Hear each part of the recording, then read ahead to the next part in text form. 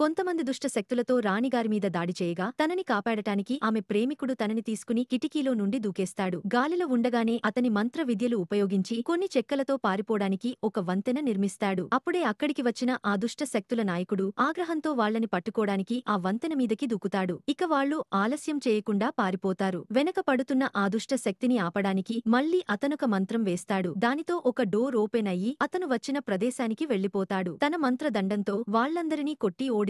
కాని ఆ దుష్ట శక్తులు ఎంత కొట్టినా మళ్లీ వస్తూనే ఉండటంతో ఒక రైలు బండిని సృష్టించి మళ్లీ అందులో పారిపోతారు. ఈసారి ఆ దుష్ట శక్తుల నాయకుడు చాలా ఆగ్రహంతో వాళ్ల వెంట పడతాడు. కాని వాళ్లని అందుకోలేకపోవడంతో చిన్ని చిన్ని మాయా శక్తులను వాళ్లపైకి వదులుతాడు. అవి వాళ్లున్న రైలుని కొంచెం కొంచెంగా తినడం ప్రారంభిస్తాయి. అలా రైలు మొత్తాన్ని తినేసి వాళ్లని చేరుకుంటాయి. ఇక వేరే దారి లేక వాళ్లు అక్కడి నుండి ఒక రాయి మీదకి దూకి ప్రాణాలు కాపాడుకుంటారు. కాని అంతలోనే గాయపడిన వాళ్ల దగ్గరికి ఆ 4 చేతుల రాక్షసుడు చేరుకుంటాడు.